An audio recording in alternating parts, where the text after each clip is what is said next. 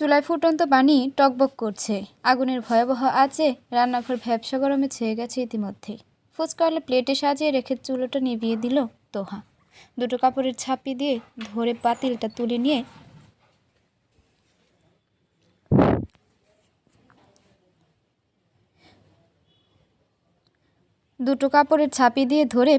তুলে নিয়ে ওয়াশরুমের দরজার সামনে দাঁড়িয়ে দাঁড়িয়ে গিয়ে চেঁচিয়ে বলল, দরজা খুলুন, গরম পানি দেব। ওয়াশরুম থেকে কিছুক্ষণ চুপ থেকে তিহান কাটা কাটা কণ্ঠে উত্তর দিল, এখন খোলা যাবে না, পানি লাগবে না, যা। তোহা আবারও চেঁচিয়ে উঠল, দাঁত কামড়ে বলল, আমার হাতে কিন্তু গরম আঁচ লাগছে, খুলুন তাড়াতাড়ি। কথাটা বলে কয়েক সেকেন্ড অপেক্ষা করল তোহা। তার অপেক্ষার প্রহর আরও বৃদ্ধি পাওয়ার আগেই ছিটকিনি খুলে গেল। আর অর্ধেক দরজা খুলে তিহান অস্থিরতা নিয়ে বলল, আঁচ লাগবে কেন? কাপড় দিয়ে ধরিসনি? বলেই তোহার হাতের দিকে তাকালো তিহান। হাতের ছাপি দেখে তোহার চালাকিটা নিমিষেই বুঝে গেল সে। চোখের মনি সরু হয়ে এলো। তোহা এগিয়ে এসেছে ততক্ষণ। তার দৃষ্টি মেঝের দিকে। তিহানের পরনে শুধু কোমর থেকে হাঁটু অব্দি সাদা টাওয়াল, গা ভেজা, টুপ টুপ করে পানি গড়াচ্ছে। সেদিকে তাকিয়ে থাকার সাহস নেই তোহার। মাথা নিচু করে সে তাড়া দিয়ে বলল, সরুন। তিহান সরে দাঁড়ালো। তোহা 2 কদম ওয়াশরুমের ভেতর বাড়িয়ে পানিটা ঢেলে দিল বালতির মধ্যে। বেরিয়ে যাওয়ার জন্য ঘুরে দাঁড়াতেই ধুম করে দরজাটা আটকে দিল তিহান। চোখ বড় বড় করে তাকালো তোহা। তার চোখে বিস্ময়, কৌতূহলের অদ্ভুত সংমিশ্রণ। তিহানের হঠাৎ এই আচরণের পরবর্তী পদক্ষেপ কি হতে পারে তা বুঝতে না পেরে সে একবার দরজা আর একবার তিহানের মুখের দিকে চেয়ে অস্ফুট স্বরে বলল, দরজা আটকালেন কেন? তিহান আগালো একটু একটু করে, প্রায় অনেকটা কাছে গেল, তবে অবশ্যই অনেকটা বেশি নয়।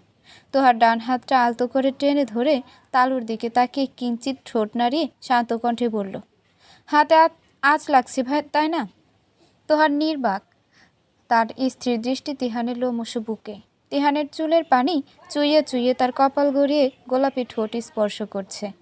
তোহার হাত কাঁপছে, তার ঠোঁট কাঁপছে, চোখের পাপড়ি কাঁপছে, মন কাঁপছে। ভেতরে ভেতরে সে মানুষটাই ভীষণভাবে কাঁপছে। এই লোক তার সামনে কাঁপুনি ধরিয়ে দিয়েছে, তার হৃদয় নাড়িয়ে দিয়েছে। এত ক্ষমতা কেন লোকটার? তাকে কোনোদিন ঘনিষ্ঠভাবে না ছুলেও লোকটা কিভাবে এত আবেগ অনুভূতি, গভীরতম প্রণয় সৃষ্টি করতে পারে? কিভাবে? ভাবতে ভাবতে তিহানের বুক থেকে চোখ সরিয়ে নিল তোহা। তিহার চোখ থেমে গেছে অনেক আগে। দৃষ্টির জোড়া তোহার মুখের প্রতিটা ভাঁজ লক্ষ্য করছে মেঘাচ্ছন্ন ঘোরে। অজান্তেই তার হাত চলে গেল তোহার চিবুকে। হাতের তর্জনী দিয়ে তোহার চিবুক উঁচিয়ে তিহান আবিষ্টভাবে বলল, অপরূপ। এই এক বাক্যের ছোট প্রশংসাটাই যেন তোহার কানে ঝংকার তুলল। লজ্জায় মাটিতে মিশে যাওয়ার জোগাড় হলো তার। কয়েকবার ঢোক গিলেও শুকনো গলাটা ভিজল না। এক বিন্দু পানির অবশিষ্ট নেই ভেতরে। প্রেমিকের প্রশংসার তেজে সব শুকিয়ে খা খা করছে। তোহা গলা খাদে নামিয়ে লজ্জায় মিয়ে যাওয়া কণ্ঠে অনুরোধ করল, যেতে দিন। তোহার কথাটা স্পষ্টই কানে গেল তিহানের। তবে তোহাকে যেতে দিতে ইচ্ছে করছে না একটু। গরম পানির বাষ্পে বদ্ধ বাথরুম জুড়ে আবছা ধোঁয়ার সৃষ্টি হয়েছে, উষ্ণতার ছড়াছড়ি সর্বাঙ্গে। তোহার ঠোঁটের ওপর ঘাম জমেছে বিন্দু বিন্দু। ঠোঁটগুলো বোধহয় এখনো কম্পমান। তিহান দাঁত দিয়ে নিজের ঠোঁট কামড়ে ধরল। অল্প কিছুক্ষণের ব্যবধানে তোহার হাত ছেড়ে দূরে সরে দরজাটা খুলে দিল। তিহানের ইশারা বা কোনো কিছুর বলার আগেই এক ছুটে বেরিয়ে গেল তোহা। মুখে একটা ফুসকা পরে নিয়ে ফ্রিজ খুলে চোখ ঘোরাতে মেজাজ খারাপ হয়ে গেল তোহার। ফ্রিজে শুধু ডালের বাটি আর ঠান্ডা ভাত, কোনো তরকারি নেই। আর তিহান তখন কি বলল, ফ্রিজে খাবার রাখা আছে খালামুনি, সমস্যা হবে না? তিহানের কথাটা ব্যঙ্গ করে বলল তোহা। এই সারাদিন খাটাখাটনির পর বাড়ি ফিরে শুধু ডাল দিয়ে ভাত খেলে তৃপ্তি মেলে মোটেও না। একা একা বিড়বিড় করতে করতেই সেগুলো বের করলো তোহা। গরম করার জন্য চুলায় চড়িয়ে দিয়ে আবারও ফ্রিজ করলো। দেখে শুনে একটা বেগুন আর 2টো ডিম বের করে নিল। তিহানের চার স্টোভের চুলা বিধায় এখনো ছোট 2টো খালি আছে। পেঁয়াজ মরিচ দিয়ে ডিম ভেজে বাটিতে তুলে রেখে গোল গোল করে বেগুন কাটল সে। মশলা মাখিয়ে ছেড়ে দিল গরম তেলের উপর। ভাজা হয়ে গেলে প্লেটে তুলে ভাত ডাল সহ সব সাজিয়ে রাখলো টেবিলে। কাজের মাঝে এসে ফুচকার প্লেট খালি করেছে। কাজ শেষে সে গেল তিহানের রুমে। লোকটা এখনো বের হয়নি। পানি ঢালার শব্দ ঝাপটে আসছে কানে। তিহানের রুমের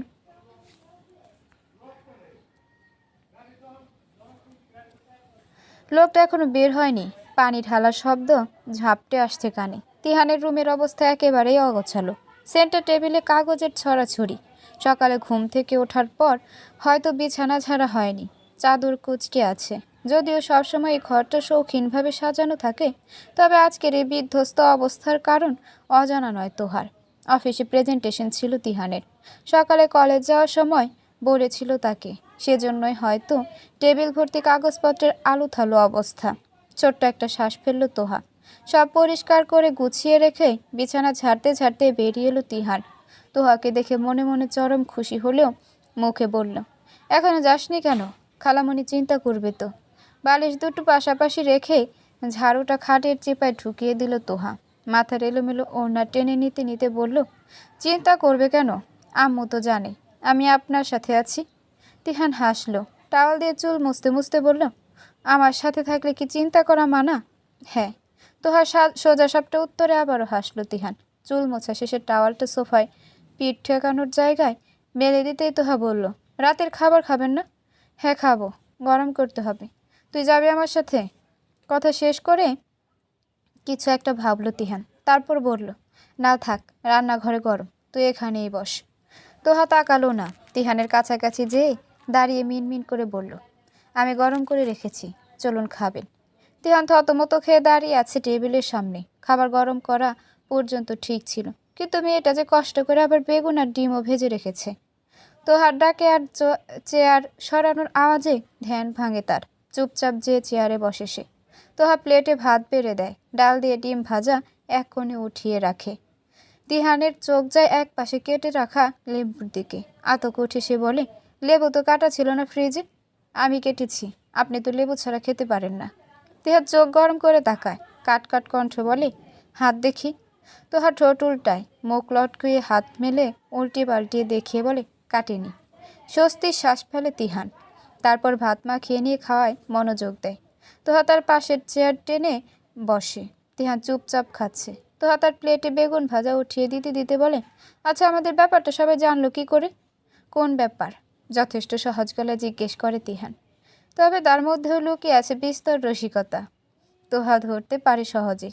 দাঁতে দাঁত চেপে কিরমির করে সহজেই তিহান হেসে ফেলে। উত্তর দেয়, না না, শুধু খালুকে বলেছিল। প্রথমে অবশ্য খালু কোনো মতামত দেয়নি, বলেছে তার মেয়ে যা বলবে তাই হবে। তারপর তোমার থেকে মতামত জানার পর পরের দিন সকালে আমরা যখন ঘুরতে বের হই তখন সবাইকে জানানো হয়, খালুর সম্মতিতেই জানানো হয়।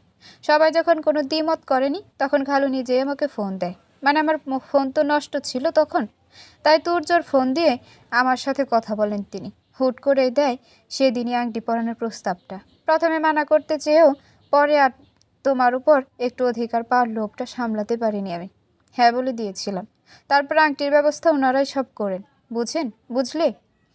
তো হ্যাঁ, এতক্ষণ মনোযোগ দিয়ে শুনছিল পুরোটা। তিহানের কথা শেষ হতেই সে ছটফট প্রশ্ন করে, আমাকে জানানো হয়নি কেন? কারণ আমি মানা করেছিলাম। আসলে তোমার হঠাৎ খুশি হওয়াটা দেখতে ইচ্ছে করছিল খুব। তোহা দীর্ঘশ্বাস ছাড়ে। আচমকায় তিহানের বাহু নিচ দিয়ে ঢুকে বুকে মাথা রাখে। দু হাতে তিহানকে জড়িয়ে ধরে বাচ্চা সুলভ কণ্ঠে বলে, আমি একটু থাকি এখানটায়। থাকো। তিহানের খাওয়া শেষ হয়েছে একটু আগে। টেবিলে সব গুছিয়ে প্লেটটা ধুয়ে রেখে হাত মুছতে মুছতে রুমে উকি দেয় তোহা। তিহান পায়ের উপর পা তুলে ফোনে কী যেন দেখছে। তোহা আস্তে করে বলে, দরজাটা আটকে দিয়ে যান, আমি যাচ্ছি। তিহান এক পলক তাকিয়ে উঠে দাঁড়ায়, ফোনটা পকেটে ঢুকিয়ে বেরিয়ে আসে। তোহা দরজার সামনে দাঁড়িয়ে পায়ে জুতো পরছে। তিহান পাশে যেয়ে দাঁড়ায়। জুতো পরা শেষে দরজার লক ঘোরাতে নিলেই তিহান তাকে নিজের দিকে ঘুরিয়ে নেয়। এক মুহূর্ত বিলম্ব না করে তোহার দু হাতের আঙুলের অগ্রভাগে ধরে চোখের সামনে তালু মেলে একে একে দুই হাতের তালুর মাঝখানটায় নম্রভাবে ঠোঁট ছুঁয়ে মহাবিষ্ট কণ্ঠে বলে, এই নরম কোমল আদুরে হাত দুটোকে এত কষ্টে করানোর জন্য ঠোঁট ছুঁয়ে ক্ষমা চাচ্ছে প্রেমিকা যেন তা গ্রহণ করে নেয়। শরতের কাশফুল মলিন হয়ে পড়তেই হেমন্তের আবির্ভাব শুরু হয়। শিশির ভেজা গাছের পাতা আবছা কুয়াশায় ঢেকে থাকা ধোঁয়াটে সকাল মেঘমুক্ত রাতের আকাশ, মৃদু মৃদু শীতল হাওয়া, সব মিলিয়ে শীতের পূর্বাভাস হিসেবে হেমন্তর আগমন ঘটে। তোহার পরীক্ষার রেজাল্ট দিবে আজ। কলেজে যেতে হবে বেলা 12টার দিকে। এখন বাজে 11:50। ড্রয়িং রুমে সবাই সোফায় কলেজ ইউনিফর্ম পরে তৈরি হয়ে বসে আছে সে। মাঝে সিথি করে দুই পাশে বেনি, সামনের কাটা চুলগুলো ক্লিপ দিয়ে আটকানো, চোখে মুখে বিরক্তি ভর করেছে ক্রন্নদয়ে। তিহানের তাকে নিয়ে যাওয়ার কথা, কিন্তু সে এখনো আসছে না। ঘড়ির কাঁটা ঘুরে আরও 3-4 মিনিট গড়িয়ে যেতে চরম অস্থিরতা নিয়ে সোফা ছাড়ল তোহা। নিজের রুমে যেয়ে ফোন হাতে নেওয়ার আগে আতিয়া জোর গলায় ডেকে উঠল, তোহা, তিহান ফোন করেছিল, তোকে নিচে নামতে বলেছে, ও অপেক্ষা করছে। ফোনটা আর হাতে নেওয়া হলো না তোহার। 7-5 না ভেবেই মায়ের কাছ থেকে বিদায় নিয়ে দ্রুত পায়ে নিচে নামতে লাগলো সে। আজকে ব্যাগের ঝামেলাটা নাই, শুধু রেজাল্ট শিটটা নিয়ে আসবে যে। তিহান বসে আছে ড্রাইভিং সিটে, চোখের মনি লাল হয়ে আছে। রাতে ঘুম হয়নি, চুল উস্কো খুস্কো। অফিসের একটা ঝামেলা নিয়ে সে ব্যস্ত বেশ। তার আন্ডারে যেহেতু অনেকেই কাজ করে, তাই সব দায়ভার তারই। নিঃশ্বাস ফেলার সময়টুকুও পাচ্ছে না, খালি এই মিটিং ওই আলোচনার মধ্যেই আছে। তোহাকে কলেজ নেওয়ার জন্য এখনও একটা মিটিং পোস্টপোন করে এসেছে। আর এই মেয়ের নামই নেই।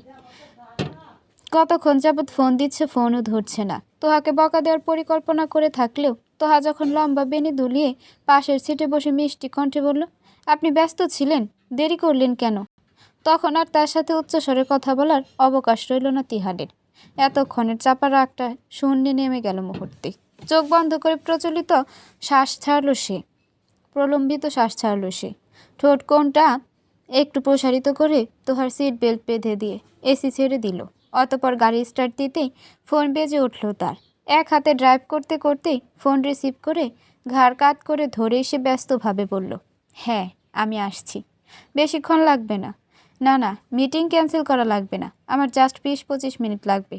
আই উইল ব্যাক বলে ফোনটা কান থেকে নামিয়ে গাড়ির সামনের জায়গায় রাখলো সে।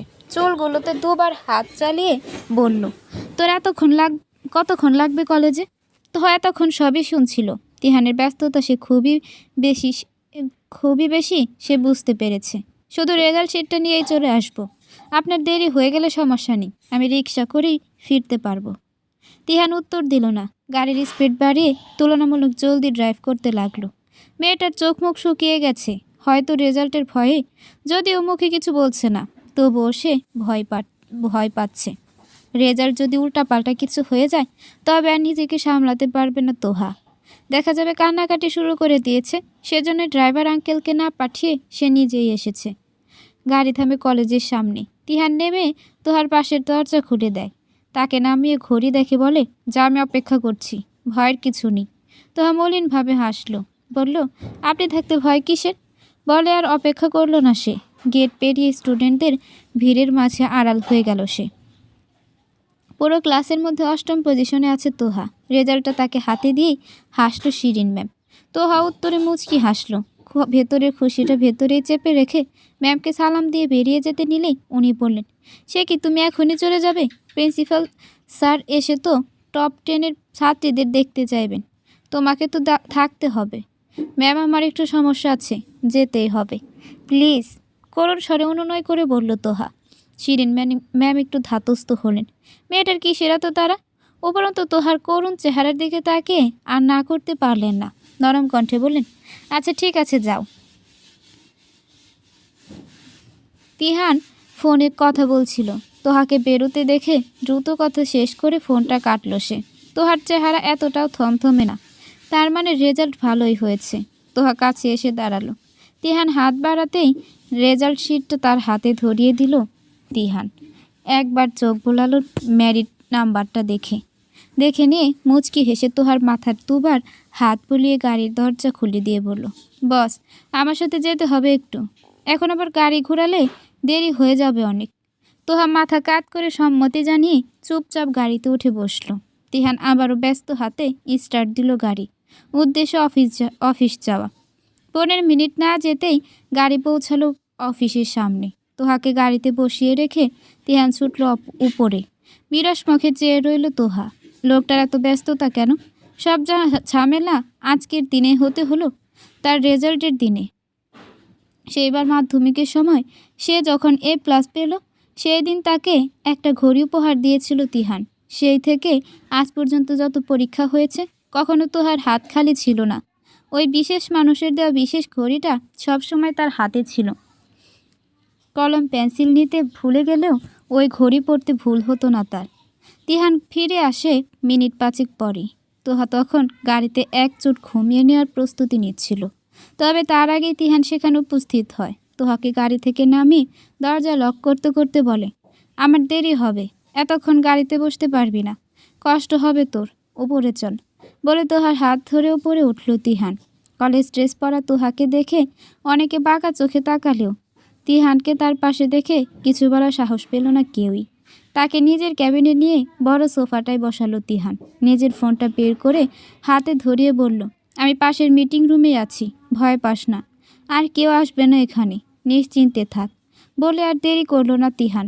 বেরিয়ে যেতে যেতে গেটের পাশে দাঁড়ানো মেয়েটাকে ঠান্ডা কণ্ঠে বলল, আমার ক্যাবিনে যেন কেউই না ঢোকে, জিজ্ঞেস করলে বলবে আমি মানা করেছি।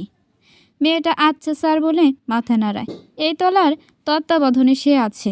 তিহানের ক্যাবিনে কে ঢুকবে না ঢুকবে বা কখন কোন ফাইল দিতে হবে সব সেই দেখে। মিটিং শেষ হতেই হুড়মুড়িয়ে ক্যাবিনে ঢুকে তিহান। তোহা তখন কাত হয়ে ঘুমাচ্ছে। এক পাশে বেনি সোফা সারিয়ে ফ্লোরে গড়াগড়ি খাচ্ছে। একটা হাত বেরিয়ে আছে সোফার বাইরে, সেই হাতে ফোন ধরা। ইউটিউবের ভিডিও চলছে সশব্দে। প্রায় 1.5 ঘন্টা যাবৎ মেয়েটাকে একা রেখে মিটিংয়ে ভালো মতো মনোযোগ দিতে পারছিল না তিহান। তবু এখন বেশ দায়মুক্ত লাগছে। এই একটা মিটিংয়েই যে এই কয়েকদিনের গোটা সমস্যার পাট চুকে যাবে একেবারেই ভাবেনি সে। এই মেয়েটা তার জন্য শুভ্রতা নিয়ে আসে সব সময়। সে পাশে থাকলে সব কিছু শুভ্রতার আসাদনে ঢেকে যায়। তিহান নিজ শব্দে পা ফেলে এগিয়ে যায়। হাত থেকে ফোনটা নিয়ে ভিডিও অফ করে দেয়।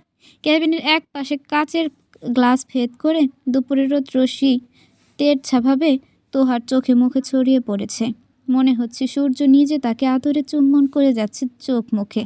সূর্যের রাগী তেজও এই স্বর্গীয় সৌন্দর্যের কাছে হার মেনে নিজেকে মোলায়েম করে দিয়েছে। সূর্যটাও বোধহয় তার রাজকন্যাকে নিজের রাজ্যে সাম্রাজ্যী বানাতে ইচ্ছুক। তিহান কপাল কুঁচকে তাকালো। কাচের সামনের মোটা পর্দাটা টেনে টেনে দিতেই সূর্যের আলো তার আর প্রবেশ করতে পারল না। এবার যেন তৃপ্তির হাসি হাসল তিহান। পরক্ষণে হাসি থামিয়ে তোহার মাথার কাছে বসে মাথাটা সযত্নে নিজের কোলের ওপর তুলে নিয়ে অসন্তুষ্টি নিয়ে বলল, এই চরিত্রহীন সূর্যের সাহস কি করে হয় তোমার গালের ঠোঁট ছুঁয়ে দেওয়ার? তুমি তো শুধু আমার প্রেমিকাকে ছোঁয়ার আগে ও আমার অনুমতি নিল না কোন স্পর্ধায়? এয়ার কন্ডিশনারে হিমহিমে শীতল বাতাস ছড়িয়ে আছে আনাচে কানাচে। রুম জুড়ে কৃত্রিম সুগন্ধির মন মাতানো সুঘ্রাণ। তোহার ছোট্ট নাকের ডাগায় একটু একটু লালাভাব আভা। বোধহয় অতিরিক্ত ঠান্ডার প্রভাবে গোলাপি ঠোঁট জোড়া গ্রীষ্মের মরুর মতো রুক্ষ। দু ঠোঁটের মাঝখানে কিঞ্চিত ফাঁক। মাথাটা সযত্নে পড়ে রয়েছে তিহানের কোলের উপর। তিহান তাকিয়ে আছে সম্মোহনী অবিচল দৃষ্টি। নিদ্রাপুরীর ঘুমন্ত মুখশ্রীর বর্ণার্থিত সৌন্দর্য গলে গলে পড়ছে তার সমস্ত কোল জুড়ে। মেয়েটাকে মানাচ্ছে এখানটায়, খুব বেশি মানাচ্ছে। মনে হচ্ছে এই কোলটাই তার নিত্য প্রয়োজনীয় ঘুমানোর বালিশ।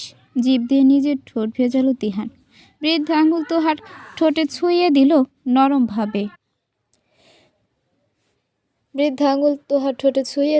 নরমভাবে। তারপরে এদিক ওদিক তাকালো।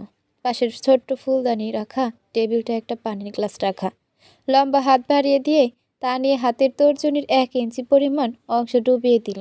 1 ফোঁটা পানি দিয়ে ভিজিয়ে দিল তোহার শুষ্ক ঠোঁট। গোলাপি ঠোঁটের রঙটা যেন আরো একটু গাঢ় হয়ে উঠল। সেদিকটায় তাকিয়ে ঢোক গিলল তিহান। নিজের পায়ে নিজে কুড়াল মারাটা কি তার উচিত হলো?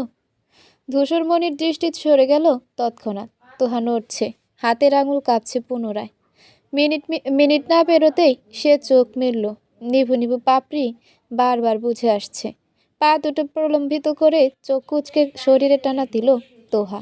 ঘুমন্ত ভাবটা একটু কমতেই সে ঘুরে গেল। দুহাত তিহানের পেট জড়িয়ে ধরে মুখ লুকিয়ে জড়ানো কণ্ঠে বলল, পানি খাবো। পানির গ্লাস তিহানের হাতেই ছিল। সে বলল, উঠতে হবে তো। মুখটা পেটের আরও একটু গভীরে গুজে দিল তোহা। হাতের ব্যবধানটা আরও একটু ধীর করে ঘুমের শেষ শ্লেষ মাখানো কণ্ঠে বলল, না উঠে খাওয়া যায় না? গলায় ঠেকবে যে। কণ্ঠে আদুরে ধ্বনির রেশ টেনে বলল তিহান। তোহা অনাগ্রহ দেখালো। মুখ গুজে পড়ে রইল নির্বিকার চিত্তে। তার নিরুদ্দেশ অঙ্গভঙ্গি দেখে মনে হচ্ছে পিপাসায় কাতর হয়ে থাকা যেন প্রেমিকের কোল ত্যাগের চেয়ে অতি উত্তম। খানিকক্ষণ পর কোলে মাথা রেখেই সোজা হলো তোহা। তিহান আগে থেকে মাথা ঝুঁকিয়ে তার দিকে চেয়েছিল, ফলস্বরূপ 4 চোখ মিলে গেল মুহূর্তে। ঠোঁট প্রসারিত করে হাসল তিহান। তোহাকে টেনে তুলে পানির গ্লাস চেপে ধরল ঠোঁটে। ঢক ঢক করে গিলল তোহা। দ্রুত খাওয়ার ফলে কয়েক ফোঁটা পানি সরল পথে গড়িয়ে গেল তার চিবুক ধরে। আরও গভীরে যাওয়ার আগেই তিহান ব্যস্ত ভঙ্গিতে তা মুছে দিতে হাত বাড়ালো। ঠান্ডা হাতের কনকনে হৃদয় কাঁপানো স্পর্শ গলার কাছটা পেতেই চমকে উঠল তোহা। তার গলাটা আবার শুকনো শুকনো লাগছে কেন?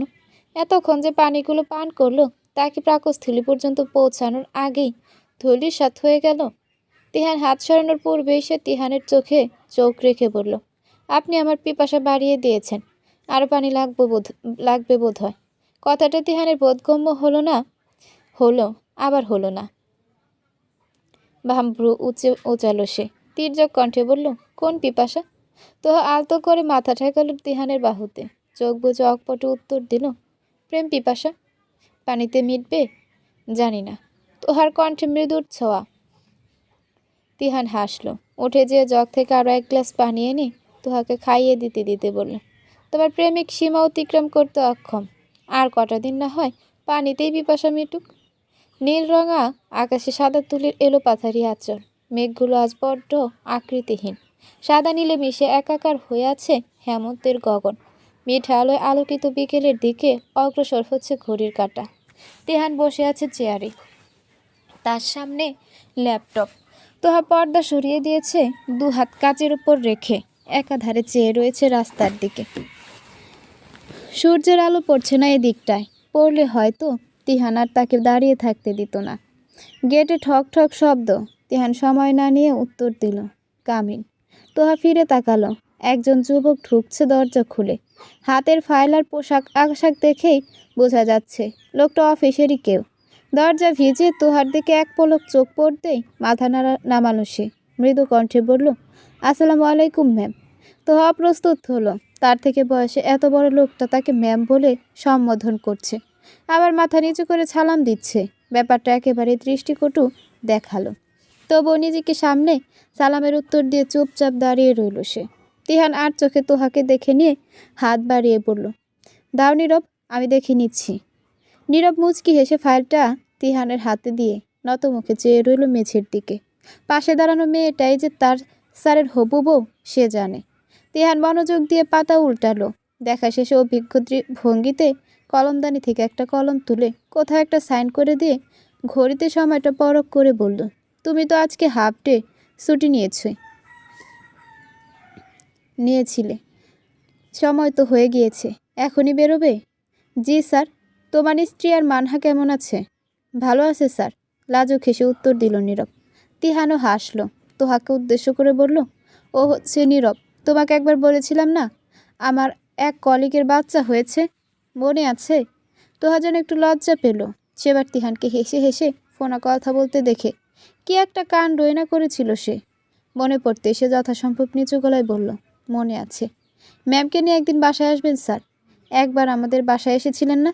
তারপর থেকে পুষ্পিতা প্রায়ই বলে আপনার কথা। তিহান মাথা নাড়িয়ে হা হুতাশ করে বলল, আসবো নীরব, অবশ্যই আসবো। ব্যস্ততাটাই তো কাটছে না।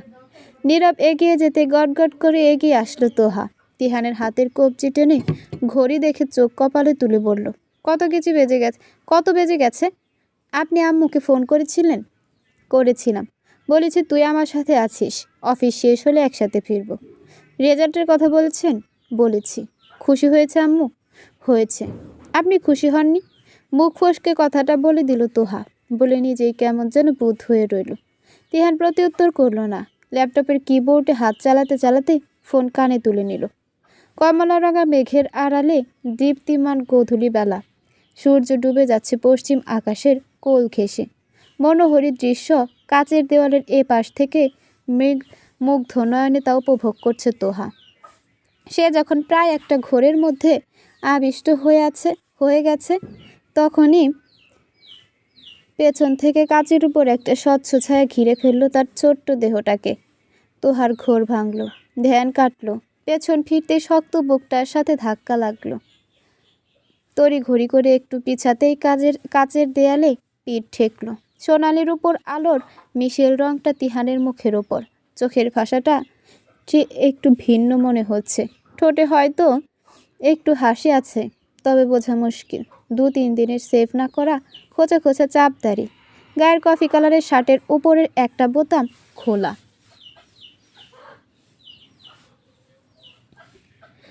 তোহা আড়ষ্ট কণ্ঠে বলল, কি হয়েছে? তোহা বেনির বেশিরভাগ চুল জায়গা ছেড়ে বেরিয়ে গেছে। ঠোঁটটা এখন আবারও শুকনো। মেয়েটা লজ্জা পাচ্ছে। লজ্জা পেলে ওর চোখের পাপড়ি কাঁপে। চোখের নিচে কোল জুড়ে সেই কম্পমান পাপড়ির ঘন ছায়া পড়ে। কি অপূর্বই না দেখায়। দেহান ঝুঁকে গেল। তোহার মুখের দিকে কিছুক্ষণ তাকিয়ে থাকতেই মুচড়ে গেল তোহা। তিহানের শরীরের উষ্ণতা এই শীতল রুমটাকেও তপ্ত বানিয়ে ফেলেছে। ঘন ঘন নিঃশ্বাসের শব্দগুলো নৈশব্দের মতো কানে বাজছে। মধ্যকার দূরত্বটা আরও একটু ঘুচল।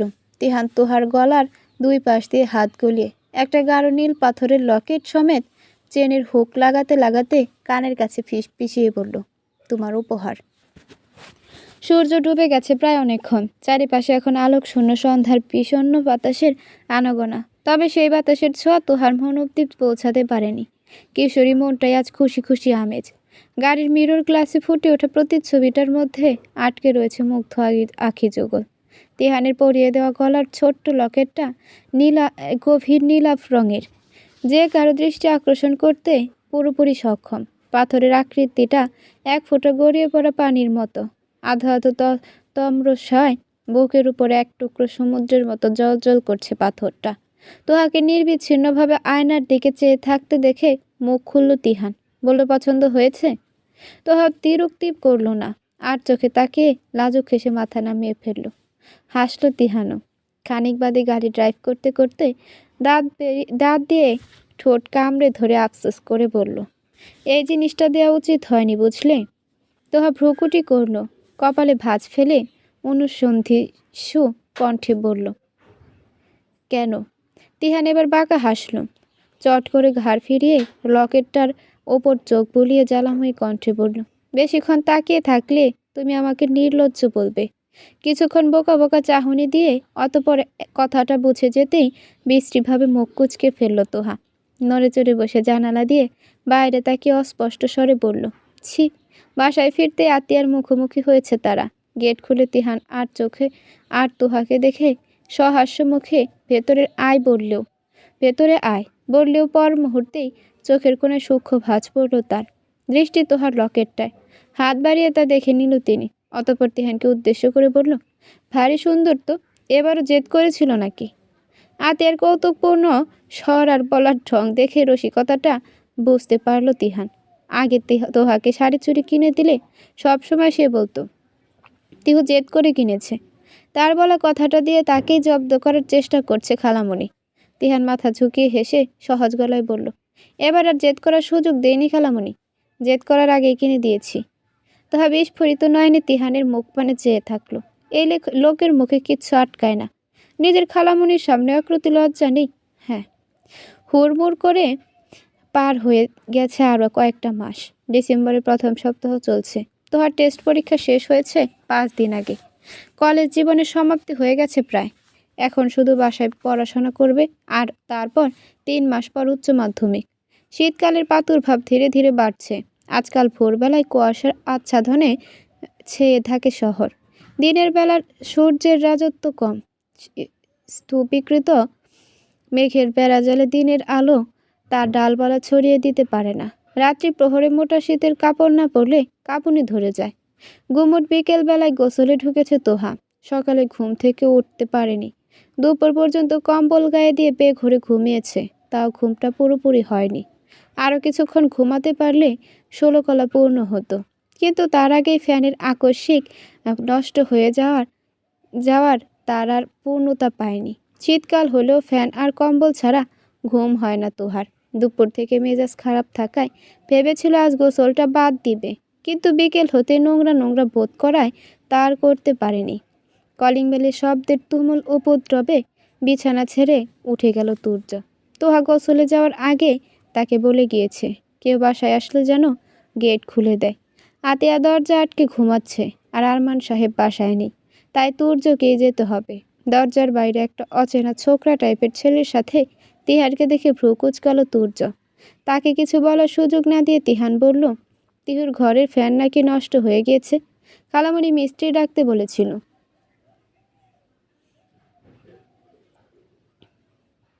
তুর্য ভদ্রতার সহিত সরে দাঁড়ালো। আজকে সকাল থেকে রুম থেকে বের হওয়া হয়নি। সে জানতো না তোহার ফ্যান নষ্ট হয়েছে। জানলে আর তিহানকে কষ্ট করতে হতো না, সে নিজেই মিস্ত্রি নিয়ে আসতো। তোহার রুমের সামনে যে একটু দাঁড়ালো তিহান। নক করার জন্য হাত বাড়াতেই তুর্য মুচকি হেসে বলল, তোহা গোসলে গেছে, ভেতরে যান, সমস্যা নেই। আস্তে করে দরজা খুলল তিহান। রুমে কেউ নেই। ব্যাপারটা শতভাগ নিশ্চিত হতেই তুর্য আর ছেলেটাকে ঢোকার জায়গা দিল। বাথরুম থেকে পানি ঢালার শব্দ আসছে অনবরত। এই বিকেল বেলায় মেয়েটার কিসের গোসল? সর্দি জোর বাঁধাবে পড়ে। বিছানার উপর একটা টুল বসিয়ে তার উপর উঠে ফ্যান যন্ত্রপাতি চালাচ্ছে ছেলেটা। তুর্য এটা ওটা এগিয়ে দিচ্ছে নিচে রাখা যন্ত্রপাতির ব্যাগটা থেকে। তিহান দাঁড়িয়ে আছে বাথরুমের দরজার পাশের দেয়ালে, পিঠ ঠেকিয়ে। তার কঠোর দৃষ্টি ছেলেটার দিকে।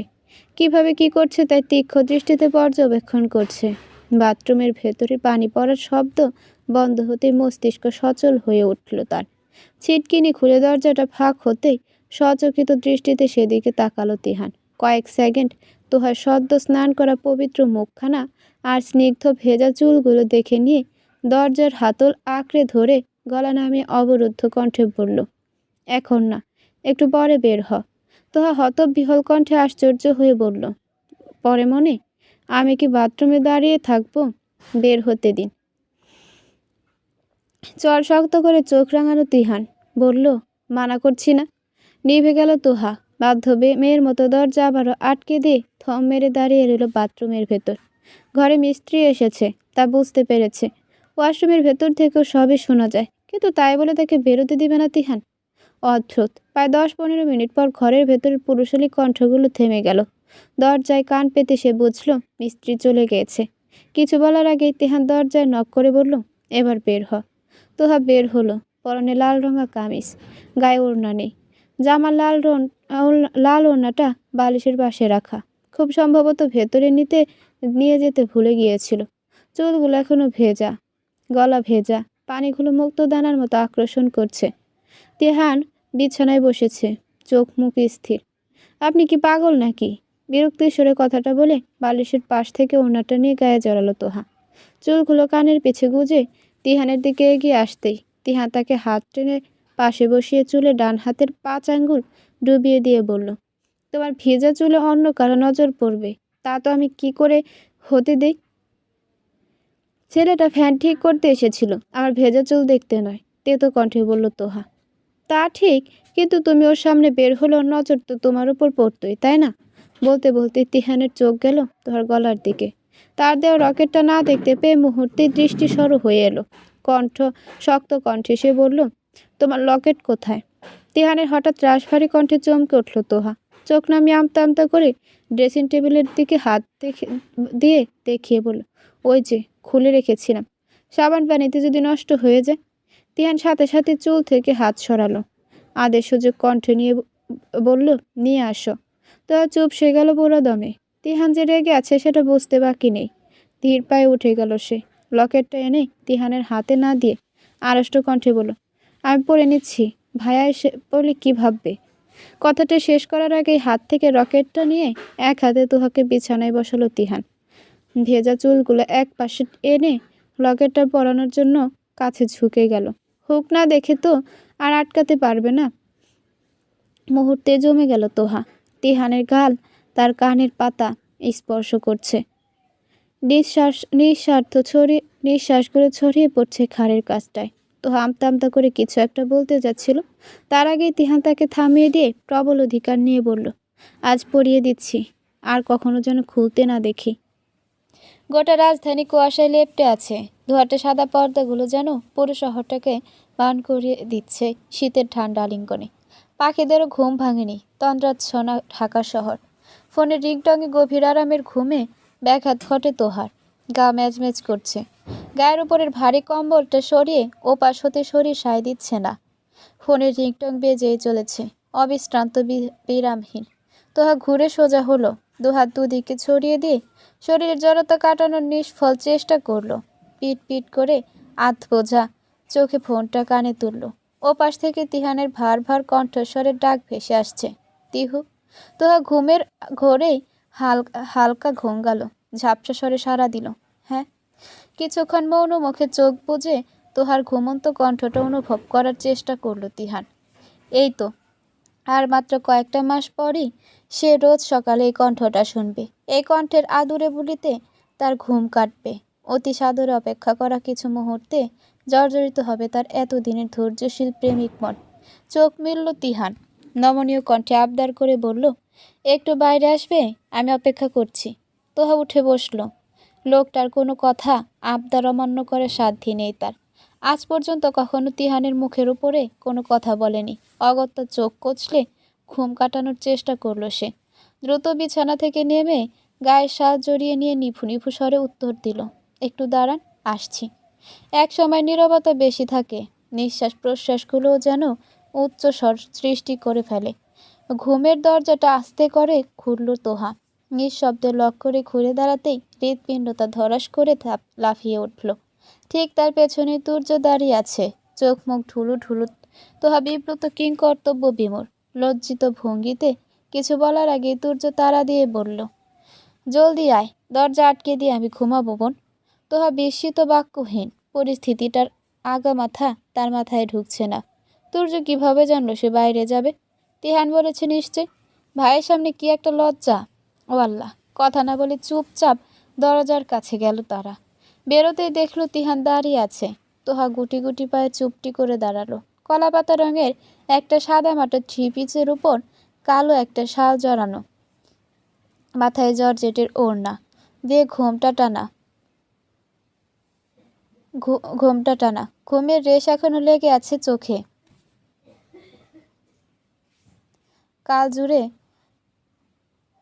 চোখের কোল জুড়ে। তুর্য কণ্ঠে হাসি মাখা তবে তীব্র ধীরভাবে নিয়ে বলল, আমার বোনকে নিয়ে যাচ্ছেন তিহান ভাই, সময় মতো আবার ফেরত দিয়ে যায়েন কিন্তু।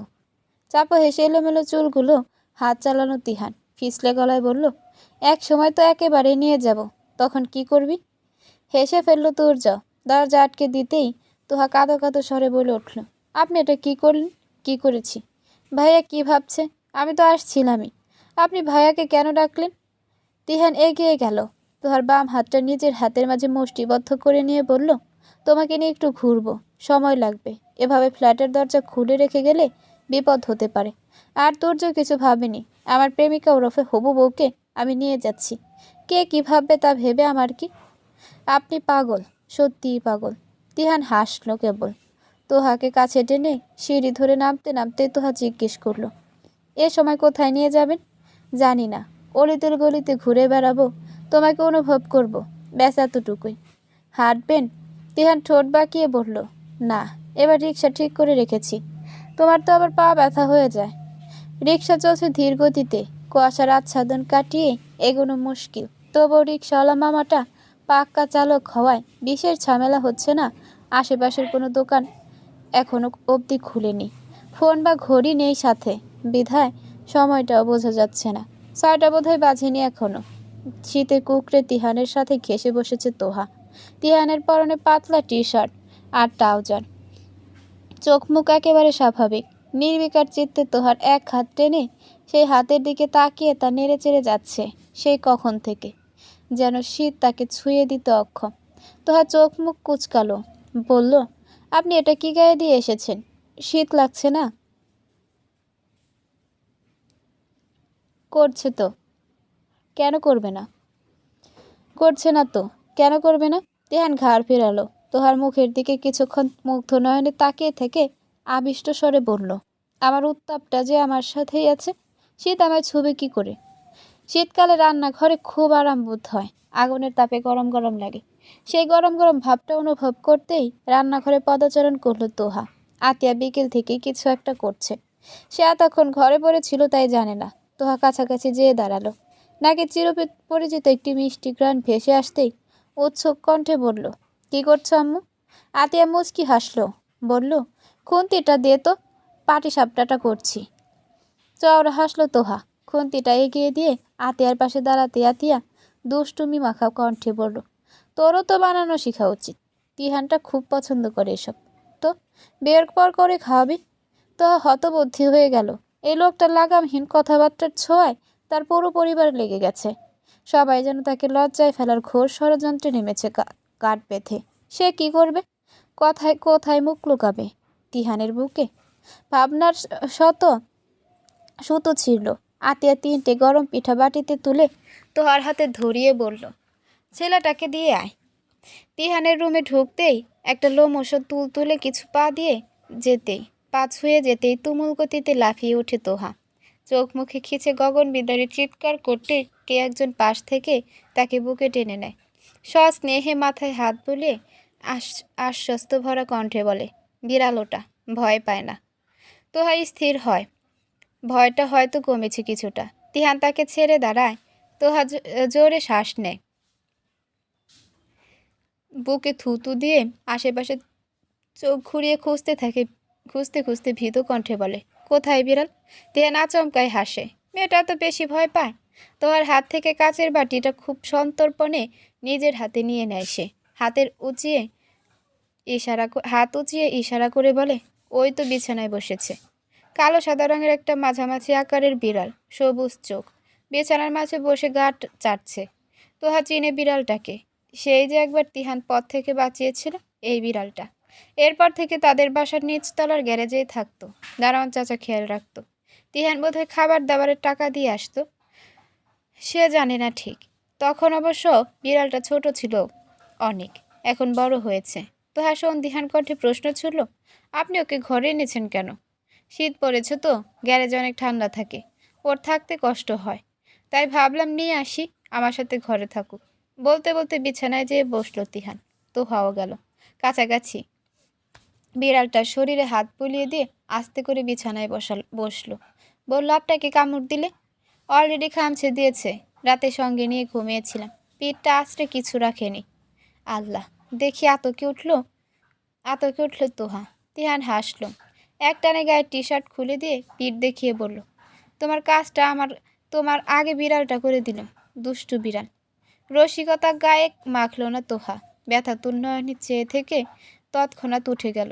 সেন্টার টেবিলের নিচের অংশ থেকে ফার্স্ট এড বক্সটা বের করে মলম হাতে এগিয়ে আসলো। তারপর অবিলম্বে লাল হওয়া অংশগুলোয় মলম লাগাতে কান্নামাখে কণ্ঠে বলল, বেশি জ্বলছে?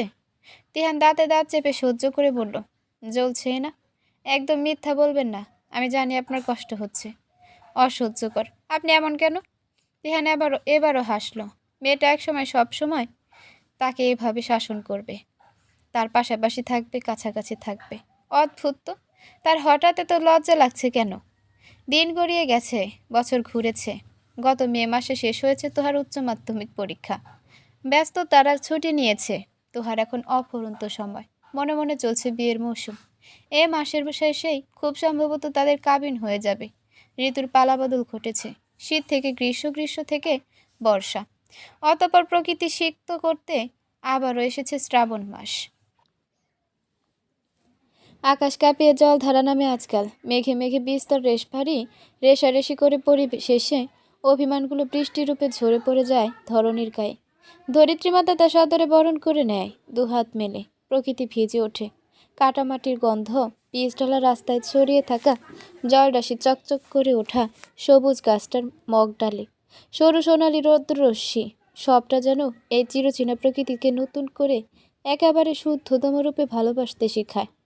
শ্রাবণ মানেই তো বৃষ্টি, আর বৃষ্টি মানে প্রেম।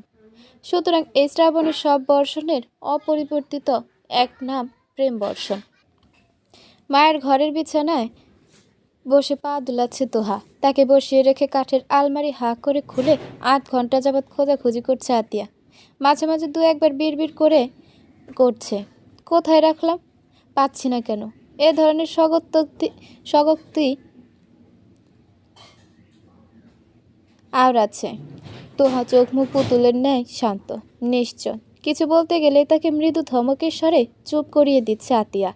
ড্রয়িং রুম থেকে ছেলেদের হাসি ঠাট্টা শব্দ কানে আসছে। তার খালুরা ভাইরা সবাই বসেছে ড্রয়িং রুমে। কাবিন হবে আগামীকাল, মানে শুক্রবারে।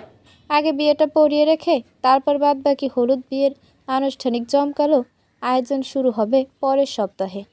আদরের ছোট মেয়ের বিয়ে বলে কথা। আরমান সাহেব পারলে মাসখানেক আগে থেকে বাড়িঘর সাজিয়ে ফেলেন, কিন্তু তা করলে লোকে তাকে পাগল বই কিছু বলবে না। আতিয়ার হাতে তার বিয়ের ওড়নাটা, সিঁদুর রঙা ওড়নাটায় সোনালি কাজ করা পার। সেই 25-26 বছর আগের যুগেও আরমান সাহেব বেশ রুচিশীল ছিলেন। বিয়ের শাড়ি গহনার সাথে এই ওড়নাটাও দিয়েছিলেন। দামি দামি শাড়ি গহনার ফিরে এই ওড়নাটাই বেশি মন কেড়েছিল যুবতী আতিয়ার। ওড়নাটা এতকাল বেশ সযত্নে তুলে রাখা ছিল আলমারির নিরাপদ এক কোণে। নিশার বিয়ের সময় অবশ্য বের করেছিল আতিয়া, কিন্তু নিশা সাফ মানা করে দিয়েছিল যে সে এসব পুরনো যুগের ওড়না পরবে না। কষ্ট পেলেও আতিয়া জোর করেনি। হাতের 5 আঙ্গুল তো আর সমান হয় না। তখন এটা আবার তোহার জন্য যত্ন করে তুলে রেখেছিলেন উনি। তোহা যেন বিয়ের দিন তার মায়ের ওড়না মাথায় দেয়, এমন একটা সুপ্ত ইচ্ছা তার কাছে। যদিও সে জোর করবে না, তবে তার দৃঢ় বিশ্বাস ছোট মেয়ে মায়ের ইচ্ছার মান রাখবে। আতিয়া এগোলো, মিষ্টি হেসে পেছন দিয়ে 2 হাতে ওড়নাটা মেলে ধরে তোহার মুখের দিকে চেয়ে অদ্ভুত একটা মোলায়েম আবদার করে বলল, পরাই। কিছুক্ষণের জন্য একরকম মোহে চলে গেল তোহা। মায়ের এমন কণ্ঠ সে আগে শোনেনি। খানিক বাদে নিজের গায়ের ওড়না দিয়ে টানা ঘোমটাটা নামিয়ে মাথা নোয়ালো সে। মেয়ের সম্মতি বুঝতেই ঠোঁটে প্রগাঢ় হাসির ঝলক খেলে উঠল আতিয়ার। চোখের কোণে চিকচিকে অশ্রুকণা নিয়ে ধীর গতিতে ওড়নাটা তোহাকে পরিয়ে দিল আতিয়া, মুখ নামিয়ে মন ভরে তোহাকে দেখে নিয়ে। কপালে স্নেহের চুমু খেয়ে বলল, মাশাল্লাহ। তোহা হাসল, এ হাসিতে যেন মুক্ত ঝরে। মা মেয়ের এহেন মুহূর্তে বাধা হয়ে সশব্দে দরজা খুলে ভেতরে আসলো স্বর্ণালী। বলল, খালুর চশমাটা কোথায় খালামণি? খালু চাচ্ছে। আতিয়া উঠে দাঁড়ালো, খুব সন্তর্পণে চোখের জলটা মুছে নিয়ে গলা ঝেড়ে এদিক ওদিক তাকিয়ে উত্তর দিল, কোথায় যে রেখেছে? আচ্ছা তুই যা, আমি খুঁজে আনছি। স্বর্ণালী চলে গেল, তবে দরজাটা অর্ধেক না ভিড়িয়েই। এখান থেকে ড্রয়িং রুমে সব স্পষ্ট দেখা যায়। তোহার দৃষ্টি মুখ বরাবর রাখা ড্রেসিং টেবিলের আয়নার দিকে নিজেকে কেমন নতুন নতুন লাগছে, একদম অচেনা। স্নিগ্ধ একটা শোভা। ড্রয়িং রুমের কোণার সোফায় বসে কথাবার্তায় নিবিষ্ট ছিল তিহান। নিতান্তই বেখেয়ালিতে হঠাৎ পাশের রুমের দিকে চোখ পড়লেও পর মুহূর্তেই তার সকল খেয়াল যে স্তূপাকারে জমা হলো সেখানে। তিহান বশীভূত হলো। বিয়ের লাল ওড়না মাথায় দেওয়া মেয়েটার এই আশ্চর্য অপার সৌন্দর্য তার তুচ্ছ চোখ জোড়া বারণ করতে পারছে না। তবুও সে তা চেষ্টা করলো তা সহ্য করে নেওয়ার। চেয়ে রইল মুগ্ধ নিষ্পলক নয়নে। মেয়েটির পার না হতেই 4 চোখ এক হলো। চট করে দৃষ্টি নামালো তোহা। সেই গালের রক্তিম আভাযুক্ত অপার্থিব সৌন্দর্যের কাছে পরাজয় স্বীকার করে নিল তিহানের তুষরমণি। ধীর গতিতে সেও চোখ ফিরিয়ে নিল। সন্ধ্যা 7টা। তিহানের মুখশ্রী থমথমে, ক্রোধে ফেটে পড়ছে লালাভ চোখ দুটো। ফর্সা চেহারায় ফুটে ওঠা ঝাঁঝালো রাগটা লুকানোর বিন্দুমাত্র চেষ্টা করল না সে। শুধুমাত্র বিয়ের ভরা বাড়িতে উচ্চ বাক্য আগ্রাসী আচরণ করা দৃষ্টিকটু দেখা যাবে ভেবে দাঁতে দাঁত চেপে চুপ করে আছে। খানিক বাদে রাগটা নাড়াচাড়া দিয়ে উঠতেই তা সহ্য করতে না পেরে আরমান সাহেবকে ড্রয়িং রুম থেকে ডেকে রুমে নিয়ে গেল তিহান। দরজা ভিড়ে স্পষ্ট গলায় বলল, অনন্ত এখানে কেন এসেছে খালু? আপনি মানা করেননি কেন? আরমান সাহেব টের পেলেন তার সামনে দাঁড়ানো যুবকটি আগুনের স্ফুলিঙ্গের মতো জ্বলজ্বল করছে। যদিও ভদ্রতার খাতিরে দৃষ্টি নামিয়ে রেখেছে, তবুও বোঝা যাচ্ছে সেই চোখ দিয়ে যেন আগুন ঝরছে। সেই আগুনের তাপে চোখ মুখ লাল হয়ে গেছে। আরমান সাহেব হালকা কাশলেন, বললেন, নিশা তো তোহার বড় বোন, ওকে তো আমি বিয়েতে আসতে মানা করতে পারি না, তাই না?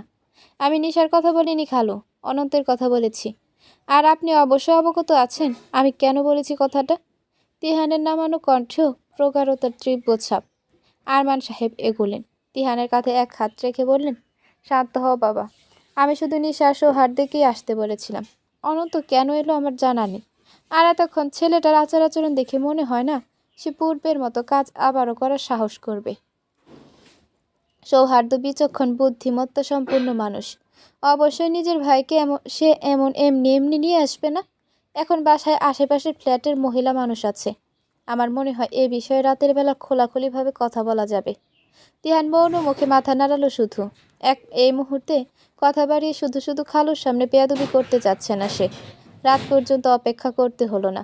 সন্ধ্যার একটু পরে অন্য ফ্ল্যাটের মহিলারা চলে গেলে সৌহার্দ্য সময় সুযোগ বুঝে নিজ থেকেই বলল, বাবা আপনি হয়তো ভাবছেন আমি ওই ঘটনার পরও কেন নির্বোধের মতো অনন্তকে সঙ্গে নিয়ে এসেছি, তাই তো? বসার ঘরে তখন পরিবারের বড়রা উপস্থিত। তিহানও আছে অবশ্য। অনন্ত নত মুখে বসে আছে, চোখে মুখে হয়তো অনুশোচনার রেখা। আরমান সাহেব বিচলিত হলেন না, ঠান্ডা স্বরে উত্তর দিলেন, সেরকমটা ভাবা এটাই তো স্বাভাবিক। অনন্ত তোহার কাছে ক্ষমা চাইতে এসেছে বাবা। সে অপ্রীতিকর ঘটনার জন্য সে অনুশোচিত। তিহান তেজস্বী গম্ভীর গলায় ফোড়ন কাটল, তাই নাকি? হঠাৎ আজকে কেন তার ক্ষমা চাইতে ইচ্ছে হলো দুলাভাই? সেই ঘটনার তো অনেক অনেক দিন হয়ে গেছে। এতদিন পর আজ তার অনুশোচনা হলো। তাকে থামিয়ে দিলেন আরমান সাহেব। স্ত্রীর দিকে চেয়ে বললেন, তোহাকে ডেকে আনো। সে যেহেতু ক্ষমা চাচ্ছে তাকে তো আর সুযোগ দেয়া হোক। তোহা এলো, অনন্ত ক্ষমা চাইলো। সে পায়ে পড়তেও রাজি। তবে পায়ে পড়তে হলো না তাকে। তার আগে তোহা মিনমিনে কণ্ঠে তাকে ক্ষমা করে দিল। পরিস্থিতি তখন শিথিল হয়েছে। তোহা বসার ঘর থেকে সরে যাওয়ার জন্য উদ্যত হতে তিহান সকালের অগোচরে তার কবজি ধরে আটকে চাপা স্বরে বলল, রাতে একটু সাবধানে থাকবে। আজকের সকালটা ভিন্ন। বছরের পর বছর অপেক্ষার পর সেই মহেন্দ্রক্ষণ তোহার হাত ভর্তি লাল রঙা মেহেদি উকি দিচ্ছে। গতকাল রাতে সে মেহেদি পড়েছে, কোনো অনুষ্ঠান করেনি ইচ্ছে করে। সারা বাড়িতে ব্যস্ততা ভরা, ব্যস্ততারা ছুটে বেড়াচ্ছে হই হই করে। শুধু কাবিনের অনুষ্ঠানেও আশেপাশের ফ্ল্যাটের সবাইকে দাওয়াত করেছে আরমান সাহেব। ঘনিষ্ঠ কিছু আত্মীয়রা তো আছেনই। তো অবশ্য কাবিনটা ছোটোখাটো করে করার কথা বলেছিল, কারণ আবার পরশু দিনই বিয়ের মূল অনুষ্ঠান হবে কমিউনিটি সেন্টারে। এত খরচ করে কী লাভ? কিন্তু আরমান সাহেব তার প্রস্তাবটা মুখের উপর নাকচ করে দিয়েছেন। জুম্মার পর কাজে আসবে, বিয়ে বানানো হবে তাদের। কবুল কবুল কবুল। এরপর কেবলই পবিত্রতা। তোহার পরনে তিহানের দেওয়া লাল বেনারসি, মুখে অল্প বিস্তর সাজ, রেশম কালো চুলগুলো পিঠের উপর লুটোপুটি খাচ্ছে। নিশার আতিয়া স্বর্ণের গহনাগুলো পরিয়ে দিল তাকে। চুল বাঁধার আগেই বাইরে থেকে ডাক পড়ল, বিয়ে বাড়ি। হাক ডাক হওয়া স্বাভাবিক। আতিয়া হতদন্ত হয়ে ছুটল। খানিক বাদে আবারও সৌহার্দ্যের ডাকে, তুই বস, আমি একটু শুনে আসি বলে নিশাও বেরিয়ে গেল। একা ড্রেসিং টেবিলের সামনে বসে রইল তোহা। আনমনে আতিয়ার বিয়ের ওড়নাটা মাথায় দিল একবার। না, এবার সত্যি সুন্দর দেখাচ্ছে তাকে। গেট খোলার শব্দ। তোহা না তাকিয়ে বলল, আবু চুলটা বেঁধে দাও তাড়াতাড়ি, আজান তো দিয়ে দেবে একটু পর। বাইরে এত শোরগোল কেন? কাজে কি আগে এসে পড়েছে? বলে মাথার ওড়নাটা নামিয়ে রাখল সে। উঠে দাঁড়িয়ে খোলা চুল সামলাতে সামলাতে পেছনে ফিরতেই ধক করে একটা ধাক্কা লাগে বুকের মধ্যেখানে। আপনি দুপা পিছিয়ে যায় সে। ড্রেসিং টেবিলের সাথে পা ঠেকে যেতেই থেমে থেমে ভীত গলায় বলে, আপনি এখানে কেন এসেছেন? বের হন, আমি তৈরি হচ্ছি। অনন্ত হাসল, সেই পুরনো বৃষ্টি হাসিটা। গা রিরি করে উঠল তোহার। শরীর কাটা দিল, মনের গহীন কোণে উকি দিল আগাম কিছু সুদূর সংবাদ। অনন্ত সময় নষ্ট করল না। যে কোনো সময় যে কেউ এসে পড়তে পারে। এই সুযোগটাই বেশ কষ্টে হাতে এসেছে। সে দ্রুত কদমে এগিয়ে গেল। তোহার নরম হাতের প্রতিরোধ নিমিষেই উপরে দিয়ে বলিষ্ঠ হাতে চেপে ধরল তোহাকে নিজের সাথে। আপত্তিকর স্থানগুলো তার বাজে হাতের কলুষিত ছোঁয় ভরিয়ে দিতে থাকলো অবিলম্বে। তোহা চিৎকার করলো, বাইরে বোধহয় কিছু নিয়ে ঝগড়া বেঁধেছে। বাবার খালুদের তুমুল উচ্চবাক্য শোনা যাচ্ছে। পুনরায় চিৎকার করার আগেই অনন্ত তার মুখ চেপে ধরল। স্পর্শকাতর স্থানে ওদের আগ্রাসী আক্রমণগুলো ক্ষত বানিয়ে ফেলছে। ক্ষত বিক্ষত হচ্ছে তোহার মন। এই শ্রাবণ কি তবে কেবলই তার হৃদয়ের রক্তপাত ঘটানোর জন্য এসেছে? চোখ বেয়ে অঝোর ধারায় গড়াচ্ছে পানি, মুখ দিয়ে গঙ্গানি। তার নিজের মানুষটা তাকে স্পর্শ করার আগে সে অন্যর ছোঁয়ায় রক্তাক্ত হয়ে গেল কেন? কেউ বোধহয় আসছে। হ্যাঁ, তাই তো, এদিকেই আসছে। খুব দ্রুত পায়ে পায়ের হিলের শব্দ শোনা যাচ্ছে। খট খট খট। অনন্ত সরে দাঁড়ালো। সেদিনের চরের ঝালটা পুরোপুরি মেটেনি, তবে যা পেরেছে এই ঠের। তোহাকে ছেড়ে দিয়ে পৈশাসিক হাসি হাসলো সে। ডান হাতের কনুইয়ের কাজটা খামচিয়ে ধরে আরেক হাতে খুব দ্রুত গাঢ় লিপস্টিক টোলে ছড়িয়ে দিল। মাথায় চুল এলোমেলো করে বাইরের মানুষটার দরজার খোলার আগে ভেতর থেকে দরজা টেনে সজোরে তোহাকে এক ধাক্কায় ছুঁড়ে মারল বাহিরে। বাবুর্চিদের সাথে খাবার দাবারের বিষয় নিয়ে এক কথা দু কথা বিস্তর কথা কাটাকাটি লেগে গিয়েছে ড্রয়িং রুমে। আরমান সাহেব উত্তেজিত হয়ে পড়েছেন। আতিয়ার নিশা সেখানে ব্যস্ত থাকায় স্বর্ণালী আসছিল তোহার চুল বাঁধায় সাহায্য করতে। তবে রুমে প্রবেশ করার আগেই এই আকস্মিক ধাক্কাটা সে সামনে উঠতে পারল না। ড্রয়িং রুমে উপস্থিত প্রত্যেকটা চোখ তখন সেদিকে। ঝগড়া থেমে গেছে, সব শান্ত শীতল। বিয়েবাড়িতে বইয়ের এখন বিধ্বস্ত অবস্থা। আর পরক্ষণে রুমের ভেতর থেকে অনন্তর বের হওয়া দেখে মেহমানদের প্রায় সবই ঘটনা সম্পর্কে উৎসুক হয়ে উঠল। তোর যে এগিয়ে এলো সর্বপ্রথম। বাকি কারো না চলছে পা, না চলছে মুখ। তুর্য এসে স্বর্ণালীর কাছ থেকে তোহাকে টেনে বুকের সাথে চেপে ধরল দ্রুত। এলো স্নেহের চুলগুলোতে হাত ডুবিয়ে দিতে ক্ষীণস্বরে ডাকল, তোহা ভাইয়া। সে করুণ ডাকটায় ভেতরটা যেন জ্বলে পুড়ে ভস্ম হয়ে গেল তুর্যের। বোনের অবস্থা দেখে ঘনানো বুঝতে বাকি নেই তার। সে ঝাপটে ধরল তোহাকে, যেন বুকের ভেতর লুকিয়ে ফেলবে আদরের বোনটাকে। তোহা চোখ বুঝল, নিস্তেজ গলায় প্রশ্ন করল, উনি কোথায়? অনন্ত দাঁড়িয়ে আছে উদ্ভ্রান্তের মতো। তার চোখে ঠোঁটে বাঁকা হাসিতে যেন প্রকাশ পাচ্ছে নরপিশাসের তৃপ্তিকর ঠেকুর। আরমান সাহেব এগোলেন, রক্তচক্ষু নিয়ে সজোরে চট বাঁধলেন অনন্তর বাম গালে। তার প্রেশার বেড়ে যাচ্ছে, হাত কাঁপছে, মাথা ঘোরাচ্ছে। অনন্ত ছিটকে পড়ে গেলেও মুহূর্তে তাচ্ছিল্যের স্বরে হেসে বলল, এখন যত ইচ্ছা মারেন আঙ্কেল, আপনার মেয়ের ক্ষতি তো করেই ফেলেছি। তিহান বেরিয়েছিল একটা জিনিস কিনতে। ধৈর্যশীল প্রেমিক মনটা আজ খুব বেশি তাড়া দিচ্ছে। তোহাকে বিয়ের শাড়িতে সাজে বধূ বেশে দেখার জন্য তৃষ্ণার্ত মনটা হাহাকার করছে। এত তাড়া তো তার কোনো কালেই ছিল না। তবে আজ এত তাড়াহুড়া কেন? হাতের ছোট্ট জিনিসটা পরনের ধবধবে সাদা পাঞ্জাবির পকেটে ঠেকালো সে। প্রায় সিঁড়ির মাথায় উঠে গেছে, কোনো কলরবই নেই। বেরোনের আগেই তো দেখলো সব সবর। এখন সব এত নীরব কেন? কিছু হলো না তো? তোহাদের ফ্ল্যাটের দরজাটা আস্তে করে খুলল সে। সবার মূর্তির ন্যায় দাঁড়িয়ে থাকা আর অনন্তর ফ্লোরে বসা দেখেই বুঝলো খুব বাজে কিছু ঘটে গেছে। সে দেরি করে ফেলেছে, খুব দেরি। কয়েক কদম এগিয়ে যেতেই তোহার দেখা মিলল। তুর্যর বুকে গুটিসুটি হয়ে লুকিয়ে আছে, ভয় পাচ্ছে বোধহয়। তিহান সবটা বুঝেও যেন বুঝল না, বুঝতে চাইল না। তুর্যর চোখ সিক্ত। তিহান নির্বোধের মতো বলল, কি হয়েছে এখানে? তিহানের কণ্ঠ কানে যাওয়া মাত্রই মুখ খুলল তোহা, রং ছড়ানো ঠোঁট এলো এসে চুলের ফাঁক গলিয়ে ঘাড় গলার দৃশ্যমান ক্ষতগুলো যেন মুহূর্তে দাবানল সৃষ্টি করে দিল তিহানের শান্ত স্নিগ্ধ চোখ দুটিতে। বজ্রপাতের ন্যায় প্রাণপ্রিয়সী বিক্ষিপ্ত আবেশ দেখে নিতেই ফুপিয়ে ওঠে আবারও তুর্যর মুখ লোকালো তোহা। তুর্য আগলে ধরল তাকে, খুব আদরের চরম মমতায়। তিহান মুখ ফেরালো, বিধ্বংসী হিংস্র হয়ে উঠল নিমিষে। লাথি লাগালো অনন্তর বুক বরাবর।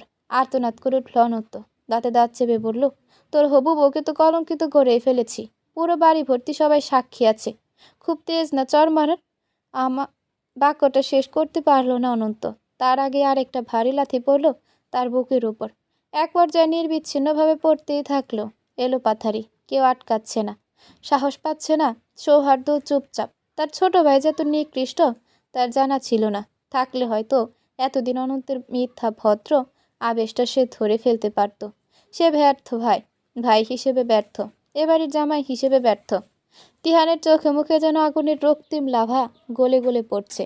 তোহার ফুপিয়ে ওঠার শব্দ যেন সে আগুনে ঘি ঢেলে তাকে আরো ধার্য করছে। অনন্তর অবস্থা যায়। রক্তের ফোঁটায় সাদা ফ্লোর রঞ্জিত। তুর্য বোনকে ছাড়তে পারছে না, নয়তো তার হাত থেকে অনন্ত রক্ষা পেত না আজ। আরমান সাহেব চোখ বোঝে সোফায় বসেছিল। অনন্তের আহাজারি গঙ্গানিতে চোখ মেলল সে। তখন যদি ড্রয়িং রুমের তুমুল ঝগড়াটা না লাগতো, তবে অবশ্যই তোহার চিকিৎসার কারো না কারো কানে আসতো। কিন্তু তা আসেনি। কোনোভাবে তো সেই দায়ী। একবার মেয়ের দিকে তাকালো তুর্য। আষ্টে পিষ্টে জড়িয়ে রেখেছে ভয়ার্ত বোনকে। ড্রয়িং রুমের এক কোণে বোনের প্রতি ভাইয়ের নীরব ভালোবাসার বহিঃপ্রকাশ হচ্ছে। তপ্ত দীর্ঘশ্বাস ছাড়ল সে। তিহানের দিকে চেয়ে নিষ্প্রভ কণ্ঠে বলল, থামো তিহান, মারা যাবে। আমি দেখছি কি করতে হবে। সাথে সাথে থামল না তিহান। আরও কয়েকটা লাথি দিয়েও ক্ষান্ত হলো না তার খ্যাপা মন। জোরে কয়েকটা হাঁপ ছেড়ে একটু দূরে সরল সে। বলল, আপনাকে আমি কালই সাবধান করেছিলাম খালো, আপনি শোনেননি।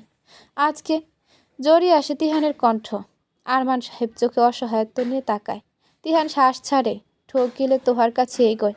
তুর্য কাছ থেকে ছাড়িয়ে সবার সামনে নিজের বুকে জড়িয়ে নেয়। সবাই চুপ, কারো সাধ্যি নেই কিছু বলার। মানুষটার চিরচেনা বুকের গন্ধটা নাকের কাছে পেতে ঢুকরে ওঠে তোহা। কাটা জায়গাগুলোতে জ্বলছে, অনেক জ্বলছে, তার চেয়ে বেশি জ্বলছে ভেতরটা। এই ছিল তবে এত অপেক্ষার পরিসমাপ্তি। উপস্থিতি একজন মধ্যবয়স্ক মহিলা ফোড়ন কাটল। বিয়ের একেবারে সাথে এত জড়াজড়ি কিসের? মেয়ের তো মনে হয় চরিত্র সমস্যা, শুধু ছেলের দোষ কেন হইব? চুপ বলে গর্জন করে ওঠে তিহান। তার এক চিৎকারে মহিলা চুপসে যায়। বড়দের সাথে এভাবে সে কখনোই কথা বলে না। তবে আজ কেন যেন পারছে না।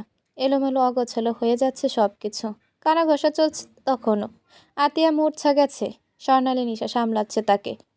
পরিবেশ খুব ভারী। তোহার শরীর নিস্তেজ, নির্জীব, অসাড় হয়ে আসছে।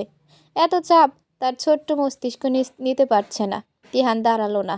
তোহাকে পাজাগোলা করে কোলে নিয়ে আরমান সাহেবের দিকে তাকিয়ে ধীর কণ্ঠে বলল, নিয়ে যাচ্ছি ওকে।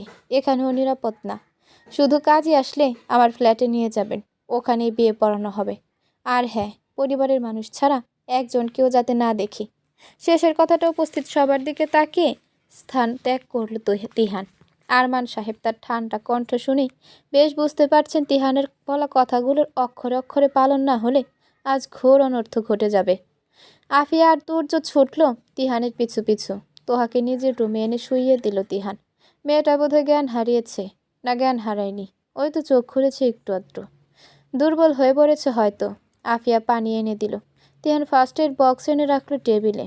নিজেকে যথাসম্ভব সামলে তোহাকে ঠেস দিয়ে বসাল বুকের সাথে। আফিয়া পানি খাইয়ে দিয়ে বাইরে গেল। তুর্য নিজের রুমাল বের করে মুখে লিপস্টিক ছড়িয়ে যাওয়া সাজগোজ মুছে দিচ্ছে।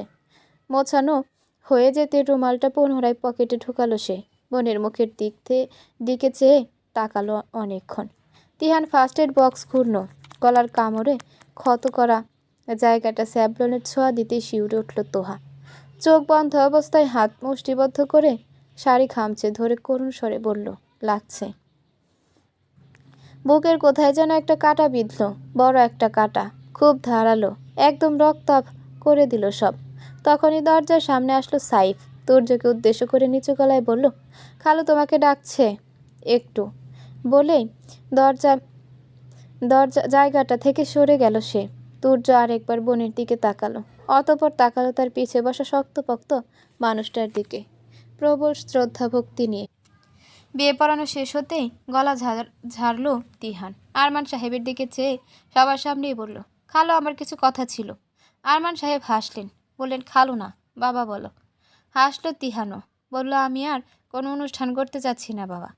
যার একটা ঘটনার কোনো কিছু বাছবিচার না করেই নির্দ্বিধায় বাজে কথা বলতে পারে, তাদের পিছে টাকা নষ্ট করে খাওয়া দাওয়া করানোতেই আমার মত নেই।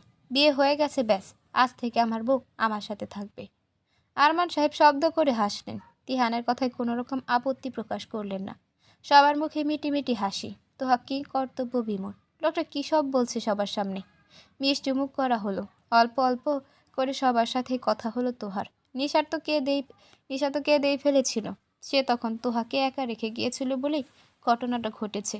তিহান অবশ্য তাকে মাঝপথে থামিয়ে দিয়েছে, বলেছে এ বিষয়ে আর কেউ কোনো কথা যেন না বলে। রুম থেকে বেরিয়ে যাওয়ার আগে বোনকে অনেকক্ষণ বুকে জড়িয়ে রাখল তুর্য। বোনটা তার খুব আদরের, খুব বেশি স্নেহের। একে একে সবাই চলে গেল রুম থেকে। রুম ফাঁকা হলো। থাকলে শুধু আফিয়া আর তোহা। আফিয়া খাবার নিয়ে আসলো। তিহান খালুদের সাথে বেরিয়ে যাওয়ার আগে তোহাকে খাইয়ে দেওয়ার কথা বলে গিয়েছিল। তোহাকে পেট ভরে খাইয়ে দিয়ে অনেকক্ষণ মাথায় হাত বুলিয়ে দিয়ে দরজা ফিরিয়ে বেরোলো আফিয়া। তোহা চুপচাপ বসে রইল বিছানায়, তার নিজের মানুষটার অপেক্ষায়। রাত 10:30টার দিকে রুমে আসলো তিহান। বাইরের প্রবল বৃষ্টির শব্দে মুখরিত উজ্জীবিত চারিপাশ। প্রেমের পবিত্র সুগন্ধে সারা ঘর মোমো করছে। তিহান জানালার কাজ সরিয়ে দিল। হু হু করে বাতাস ঢুকে পড়ল রুমে। ঠান্ডা থেকে ঠান্ডাতর হয়ে উঠছে পরিবেশ। তিহান আলমারি খুলল, একটা খাম বের করে এগুলো খাটের দিকে। তোহা বসে আছে মধ্যিখানটায়। সে প্রবেশ করা মাত্র সেই যে মাথা নাড়িয়েছে তো নামিয়েছে। তিহানের মুখে চাপা হাসি। তোহার কাছাকাছি যেয়ে বসতেই আরও একটু নতজানু হলো তোহা। তিহান আলতো করে তার হাতে খামটা ধরিয়ে দিয়ে বলল, মহারণার টাকা পরিশোধ করে দিলাম। মোটা খামটা এবার পরখ করে নিল তোহা। অস্বস্তি নিয়ে মিনমিন করে বলল, আমি কি করব টাকা দিয়ে? এটা তোমার অধিকার বলে তোহার থুতনি ধরে মুখটা উঁচু করল তিহান। কিছুক্ষণ লজ্জারাঙা রক্তিম চেহারাটা তৃপ্তি ভরে দেখে নিয়ে আচমকায় তোহার দুগালে হাত রেখে কপালে ঠোঁট ছোঁয়ালো। কি পবিত্র সেই স্পর্শ! কোনো কামুকতা নেই, আছে শুধুই নরম কোমল একজোড়া ঠোঁটের পবিত্র ভালোবাসার স্নিগ্ধতম বহিঃপ্রকাশ।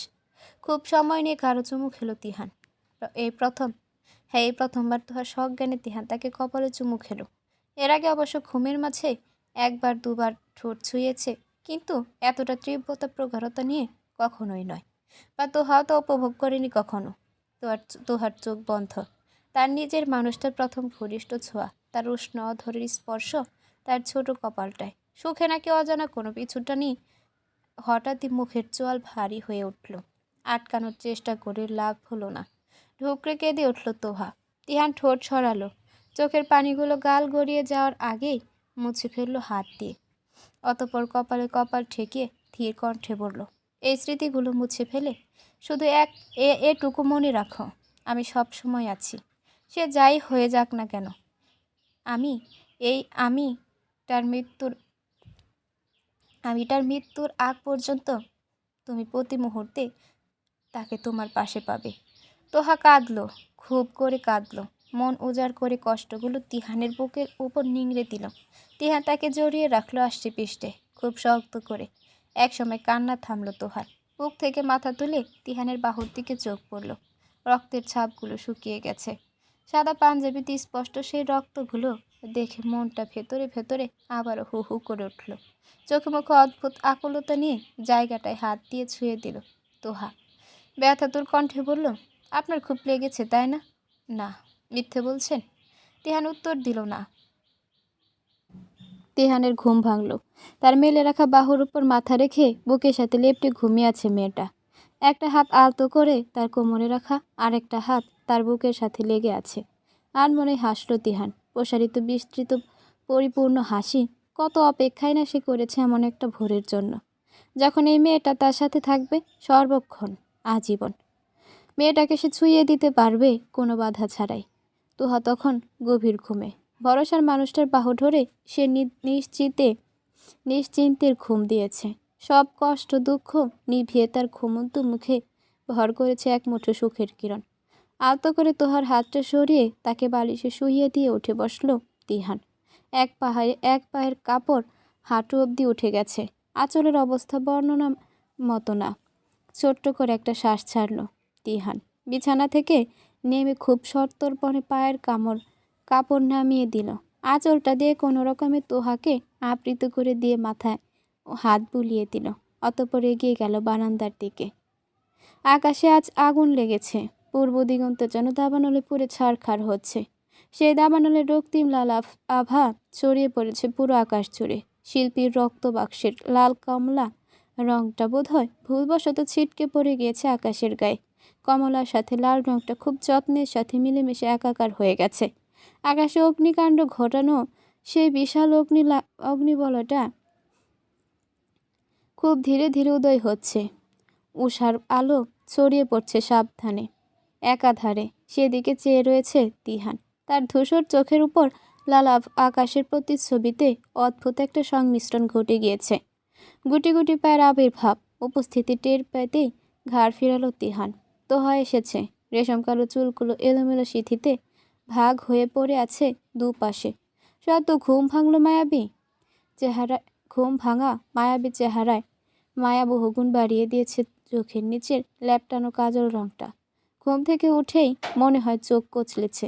শাড়ির আঁচল এবড়ো থেবড়ো করে কাঁধে ওঠানো, মসৃণ কোমর তখন দৃশ্যমান। সেদিকে চোখ পড়তে এতদিনের অভ্যাসবশত মুহূর্তে দৃষ্টি সরল তিহান। পরক্ষণে নিজের কাজে নিজেই হেসে ফেলল ভেতরে ভেতরে। তোহা পাশে এসে দাঁড়িয়েছে। তিহান তার দিকে ফিরে নিষ্পলক চেয়ে থাকলো কিছুক্ষণ। অতঃপর নির্দ্বিধায় উন্মুক্ত কোমরে হাত গলিয়ে কাছে টেনে নিল। চমকে উঠল তোহা, গলা শুকিয়ে মরুভূমি। পর মুহূর্তে মাথায় এলো, এ লোকটা তো এখন তার স্বামী, তাকে ঘনিষ্ঠভাবে ছোঁয়ার অধিকার প্রাপ্ত। কোনো রকমে চেহারা উপচে পড়া লজ্জাটাকে সামলে নিল সে। আলতো করে হাত রাখলো তিহানের বুকের ওপর। সূর্যের আরক্তিম লালিমা ছেয়ে পড়েছে দুজনের সর্বাঙ্গে। তিহান ঠোঁট ছোঁয়ালো তোহার কপালে, খুব যত্ন করে আদর করে গভীর চুমু খেলো।